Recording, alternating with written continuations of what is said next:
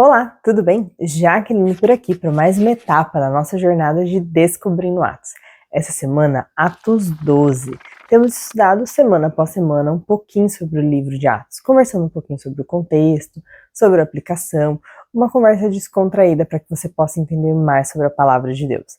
Lembrando que depois você pode dar uma olhada no devocional que vai estar disponível na descrição desse vídeo. E se você ficou com alguma dúvida, se Deus falou algo com você, deixe aqui os seus comentários para que a gente possa continuar essa conversa em Atos 12. Vamos lá? Atos 12 começa. Nessa ocasião, o rei Herodes prendeu alguns que pertenciam à igreja com a intenção de maltratá-los e mandou matar à espada Tiago, irmão de João. Vendo que isso agradava os judeus, prosseguiu prendendo também Pedro durante a festa dos pães sem fermentos. E aqui isso é estranho, porque a festa dos pães sem fermento era a comemoração da libertação dos escravos lá do Egito. E Herodes estava prendendo aqui irmãos judeus, tinham sido judeus como eles estavam ali comemorando. Tendo prendido, lançou-o no cárcere, entregando para ser guardado por 4 escoltas de 4 soldados cada uma. Haja soldado para segurar Pedro. Herodes pretendia submetê-lo a julgamento público depois da Páscoa. Pedro então ficou detido na prisão, mas a igreja orava intensamente a Deus por ele. Eu acho lindo porque, apesar de Tiago ter sido morto, a igreja não desistiu de orar. A igreja continuou orando. Isso vai acontecer com a gente. Em alguns momentos, as nossas orações não vão se cumprir da forma que a gente imaginava. Mas nós, como filhos de Deus, não devemos desistir de orar nunca. Na noite anterior ao dia em que Herodes iria submetê-lo a julgamento, Pedro estava dormindo entre 2 soldados, preso com 2 algemas, e sentinelas montavam guarda à entrada do cárcere.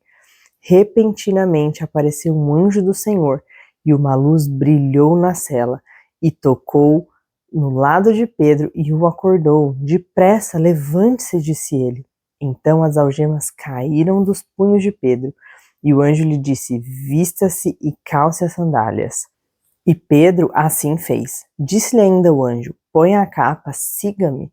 E saindo Pedro o seguiu, não sabendo que era real. Acho que Pedro achou que era um sonho muito louco, que ele tinha tomado alguma coisa na água dele que não estava lhe caindo bem. O que se fazia por meio do anjo? Tudo lhe parecia uma visão. Passaram a primeira e a segunda guarda e chegaram ao portão de ferro que dava para a cidade. Este se abriu por si mesmo, foi um portão automático aqui, e passaram. Tendo saído, caminharam ao longo de uma rua, e de repente o anjo o deixou. Então Pedro caiu em si. Agora sei, sem dúvida nenhuma, que o Senhor enviou o anjo e que me libertou das mãos de Herodes e de tudo que o povo judeu esperava. Aqui a gente não vê uma missão em que Pedro foge, porque Pedro sequer sabia que estava acordado. A gente vê um anjo que retira ele ali da prisão, sem que os guardas ouvissem, vissem, percebessem, um portão automático e Pedro sendo liberto milagrosamente, porque uma igreja orava intensamente. Percebendo isso, ele se dirigiu à casa de Maria, mãe de João, também chamado de Marcos, onde muita gente se havia reunido e estavam orando. Pedro bateu à porta do alpendre e uma serva chamada Rod veio atender. Ao reconhecer a voz de Pedro, tomada de alegria, ela correu de volta, sem abrir a porta, e exclamou: Pedro está à porta. Eles, porém, lhe disseram: você está fora de si. Insistindo ela em afirmar que era Pedro, disseram-lhe: deve ser o anjo dele. Mas Pedro continuou batendo, e quando abriram a porta e o viram, ficaram perplexos. Mas ele, fazendo-lhe sinal de que se calassem, descreveu como o Senhor o havia tirado da prisão, como o Senhor o havia libertado, e disse: conte isso a Tiago e aos irmãos. Então saiu e foi para outro lugar. Quando Pedro é liberto, ele corre para aqueles que ele sabia que estariam orando por ele, e depois ele vai se esconder, porque ele com certeza continuaria sendo perseguido, né? De manhã, não foi pequeno o alvoroço entre os soldados, quanto ao que tinha acontecido a Pedro. Fazendo uma busca completa e não encontrando, Herodes fez uma investigação entre os guardas e ordenou que fossem executados. Era muito comum entre os romanos que, quando um guarda permitia, alguém fugia durante o turno de um guarda, esse guarda sofreria a pena dessa pessoa. Então, muito provavelmente Pedro seria executado, então todos os guardas foram executados. Depois, Herodes foi da Judéia para Cesareia e permaneceu ali durante algum tempo.